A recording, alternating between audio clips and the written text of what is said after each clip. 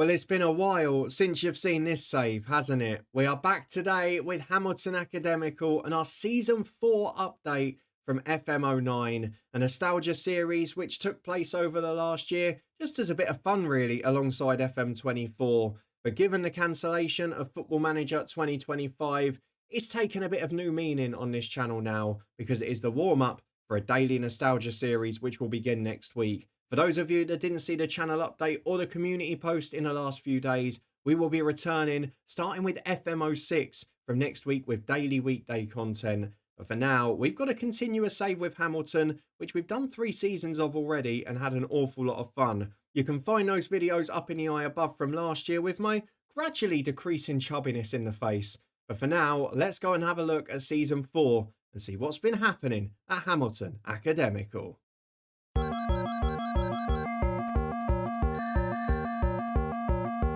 Yes, hello, and welcome to part 4 of our FM09 nostalgia updates from Hamilton Academical with me, Daniel. We are back today to review our 4th season, the 2011-2012 campaign, and see how we got on with Hamilton following our 3rd place finish last year, our progress in Europe, and of course, the strengthening of the squad that was needed. A lot of the talk after season 3, both from me and the comment section, was about the fact that we probably needed a striker if we were to push on to the next level. We'll find out if we've got that and what difference it's made. If you're looking forward to it, please do chuck a thumbs up on it. It will probably be the penultimate update from this save. I feel like I can get through one more year and we're going to have a real go at it, and we'll talk about why in a moment.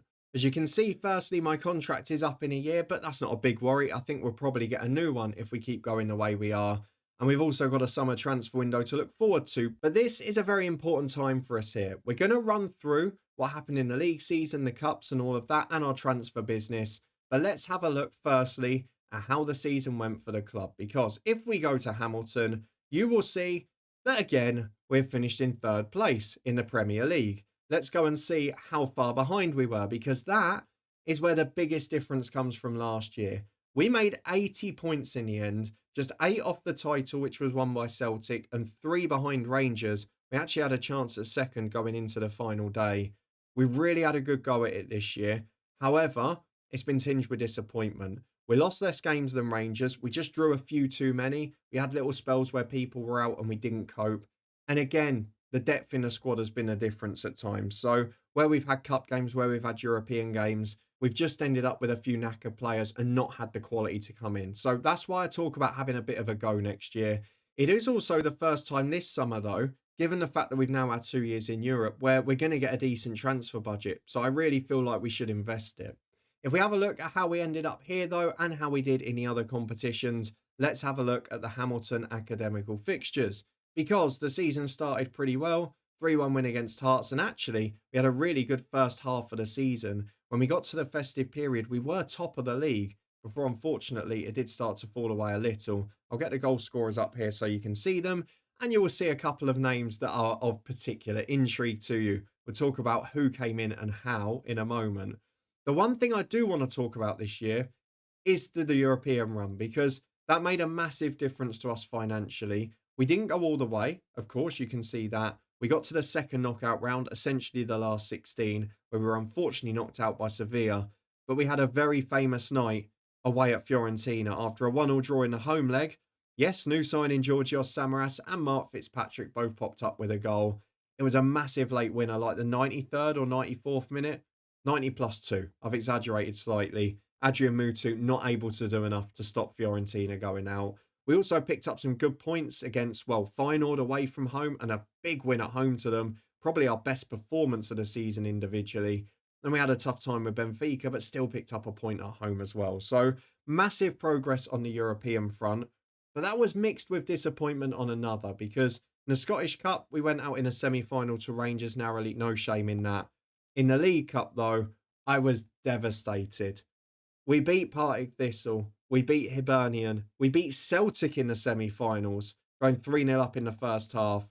And then this happened against Aberdeen in the final. We played out a very poor 0-0 and lost on penalties. In sudden death as well. Georgios Samaras, the man who's made a big difference this season, he made a negative difference in that one. If he'd scored his pen, we would have been lifting a trophy, and it could have been a very different save than it is going to be now, because we're still chasing that trophy. We're going to need to go big. That would have taken the pressure off a little bit.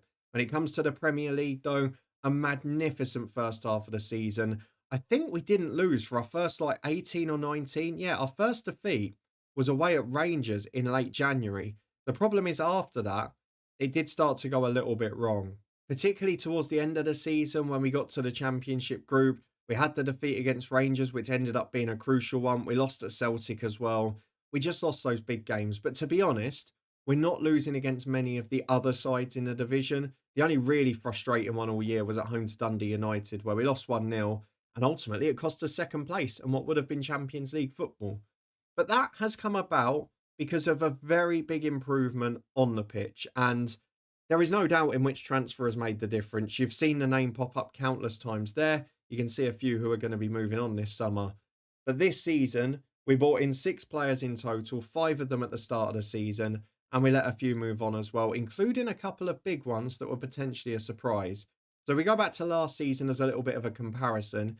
Yes, we got in Andy Haswell, the youngster from Burnley, who is improving really well and is now becoming a Scottish regular for the under-21s. But we didn't really do a lot to improve the squad. Keith Fahey came in as a sort of backup option, but there wasn't much added. This year, very different. We started by gambling and selling our big scorer from the year before. He wanted a massive contract, which we couldn't afford to give. And he wasn't a brilliant player. He just had a brilliant year. So Andrew Barrowman moved on, having scored, 14 in 35 and 20 in 37 the year before. We signed him for 2,000 at the end of the first season when Inverness went down with financial trouble. And we sold him to Derby for £1 million, where he scored 1 in 3 in the Championship, but again hasn't improved massively. We replaced him, as you can probably see, with Georgios Samaras, who has come in, has been a bit of a superstar. Maybe isn't the best trainer by comparison, but he's on a relatively modest wage. He's worth big money, and we're starting to get big interest in him. And to have signed him for free, he scored 17 and got 7 assists in the league, scored 23 in all competitions, was magnificent in some of the big European games, and produced some huge moments for us. I think he's made a real difference to this team, as has the addition of bits of depth elsewhere. So very quickly before we do that, I'll cover the other players who went out. You can see we didn't spend a penny on any of our signings, but did improve the squad. We sold the likes of young Jordan Kirkpatrick, who went for 210 grand for Swansea, a great deal for a player who's never going to make it. Matt Ritchie moved on to Coventry for 40 grand. Good player, but wasn't getting regular football in our team. Sean Morrison, similar for him to Millwall for 180,000, has again played regularly for them, but had an awful rating in League 2 this season. Not sure how they ended up down there. And then Richard Offiong was our other striker, who we've moved on for 120 grand. Just fell away a little bit the last couple of years, so nice to see him getting football again. Russell Duncan is the one that went in January, who was probably the closest to being a regular in a team. He sort of fell away this year due to other players improving, and Russell Duncan at the age of 31 has gone to Southend. I actually really rated him, but the assistant never did. He always played pretty well for us. He made loads of appearances, but this year he wasn't getting a lot of football, so I thought we might as well get a bit of money while we still could.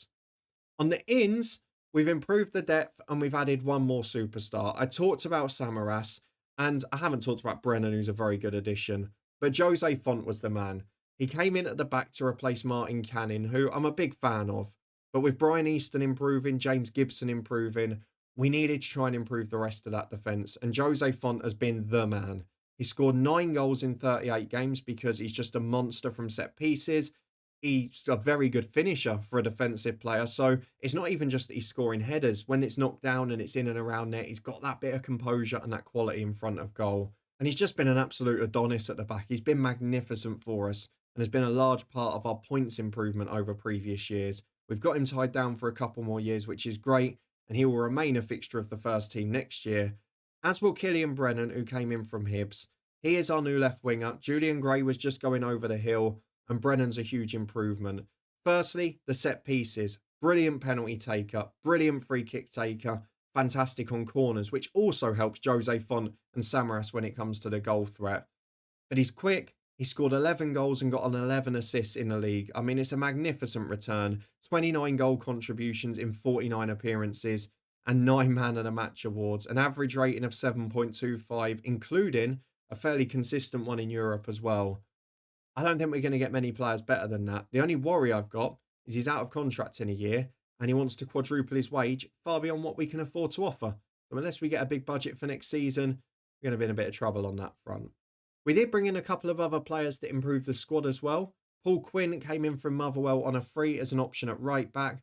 Very solid pro, but has had a lot of injuries in the first year. We've not really had the chance to see the best of him or see him regularly. Hopefully next season he'll get a bit more football. Mark Fitzpatrick, decent squad player, didn't offer a huge amount, but did score probably the most famous goal away at Fiorentina late on. He is a midfielder who you can see has largely contributed off the bench. But again, we talked about the last year where we were bringing in, say, Simon Mensin, or we were bringing in even like a Zebi Bardi at fullback. People like that who just weren't quite at the same level. Fitzpatrick has enabled us to bring on players for half an hour for the likes of MacArthur and McCarthy to give them a little rest and not be a huge step down. It's still a position I'd like to improve again next year. He's done a job for us this season, which I appreciate. As has since coming in January, Takahiro Yagi, not featured a huge amount because weirdly, he's basically spent the whole time on international duty with Japan. He just keeps going off for games every other week. He's a good versatile player. Not really a brilliant centre-half because he's only about 5'9". Yeah, he's not got a jumping reach or anything like that. But he's a solid pro and again, technically pretty good. So one for the future. And if not, one we'll probably make a profit on. We signed him for free. He's now worth 750 grand. The most impressive thing, though, probably yet again, has been the players that are improving off the pitch, because we know that when we came into this side, there were a lot of good young players there. And we know that a lot of them were reluctant to sign new deals. Many of them have now. The only ones that have still been unhappy, annoyingly, are James Gibson, the left back, who's become a superstar, but won't sign a new deal with 1 year to go. And then weirdly, Tony Stevenson, who I don't really rate that highly, but has been rated brilliantly by the assistants and that. I've tried to bring him in as a first team regular and he's done well in fairness. His ratings are excellent, but he still won't sign a new deal and is still complaining about not playing when he's basically been first choice for half a season now. So can't quite work that one out.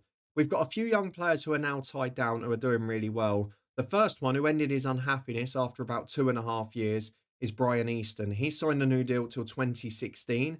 He is a rock solid centre half. Of course, he's a brilliant left back. So the option is, if we're to continue this save, let's say we sell James Gibson, put Easton back to his best position, sign a top quality centre half, or potentially sign another left back. It doesn't matter. But Brian Easton has become brilliant for us.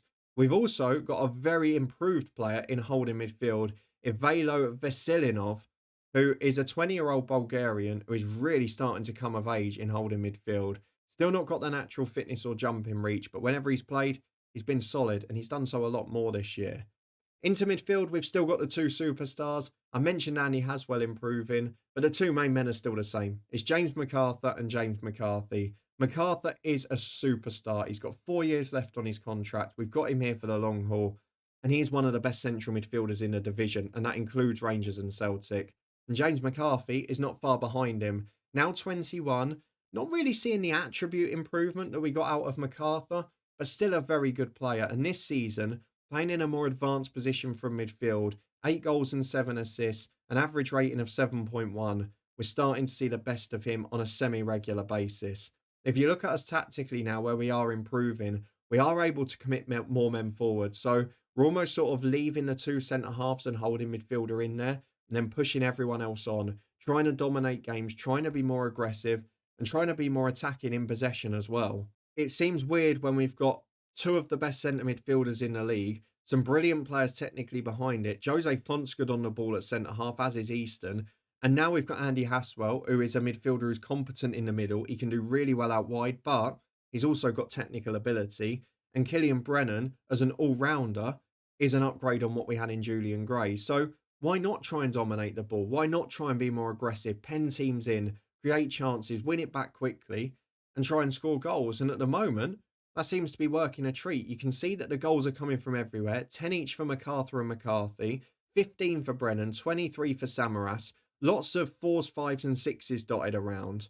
And if we can just improve our squad depth in certain areas, get a better backup striker than, say, Lee Griffiths, who's not really become a superstar, and then get a couple of better midfielders and defenders in, just to improve the squad even more than just the 11, I think we're going to be in a really good position. I look at what I want to do next year. I would love to be able to find a real top-notch holding midfielder because while Vasilinov and Stevenson are both good, neither of them are brilliant. So if we can find a great player there, I'd be a very happy man. Of course, we might have the situation at left back to deal with, and I'd probably like to get a superstar right back if we could, because while we've got Stevenson, Quinn, and Irvin, none of them are really top class. So I'd be looking to improve in that area if we can. Otherwise, the 11, I mean, Thomas Cherney is probably the best goalkeeper in the league. He's outstanding. We've got Easton and Gibson, who would get in Celtic and Rangers teams. Jose Font is at that level as well. McCarthy, Haswell, Brennan, and Samaras is a brilliant front five. It's just that when you take them out of the team, we've got an aging Julian Gray, two pretty average backup right wingers, and not really much depth in central midfield. Fitzpatrick we could probably get away with, but Fahy's declining now. I'm not sure that Menzin's going to be good enough again. There's just not that depth there. So that is the next challenge. And I'm going to take a slightly different approach for next season. I'm going to try, providing we get given the wage budget and transfer budget, which I think we will in fairness, because there's money in the bank, nearly 4 million. They've been given a big transfer budget, but the wages haven't improved yet. Maybe I can transfer a bit across to get stuff done early, I don't know. And we've also got improvements coming to the training facilities, another stadium upgrade coming. We go and have a look at the information there and focus on the facilities. As you can see, we're due by October time to have another 2,500 in, which will put us up to 9,500 capacity. Not massive, but definitely an improvement. We've got an improvement to the training facilities to hopefully match the youth ones on excellent. And all of the things off the pitch are looking really good as a result. So there are positive signs as a club. I feel like we're building towards being a competitive force, but we're just going to have to go big if we want to do it. So the aim is either to get the two big replacements in the first 11 at holding midfield and right back, or we try and get in 4 or 5 really experienced players into the squad. Go for the sort of free agent market, but rather than try and find a Samaras, for example, I'll give you an example of people I've seen, like Lee Bowyer's coming to the end of his contract at 34, but still very good. I know he's not a name that you'd probably want to mention in real life, but Joey Barton at 29 is going to be a free agent. Alan Smith at 31 or 32. These sorts of people who can come in and add real depth to the squad. The question is going to be, which ones are going to make it to the 1st of July without a contract offer from elsewhere? And then at that point, which ones are going to have affordable wages? That's going to sort of sum up how next season goes. I'm really looking forward to it, though. We've got a club in a very strong and healthy position. The only potential issue is after next year, the stars start to drop off because Gibson and Stevenson won't sign new deals. And then you start to weaken the squad or use all your transfer budget to stay in the same place. The next year, I feel, has got to be the year. Do you want to find out if we do it? I can't promise when the next seasonal update will be because we've got plenty of other retro saves on the way, as you know. But we will keep plodding along with this save off camera. And of course, when we're next at a seasonal update, I'll let you know how we've got on. If you did enjoy this episode and you've been enjoying this series, then please do chuck a thumbs up on it. If you want to see plenty more nostalgic stories and retro content from Football Manager, then this is the place to be because from next week, we will be starting a regular daily series every weekday from FM06 with my beloved Luton Town. There'll be several more where that came from during the year as well. So subscribe and turn that notification bell on to stay up to date with it all. Thank you so much for joining me again as always. I'm looking forward to a year of Retro FM and I hope you guys will join me for the ride.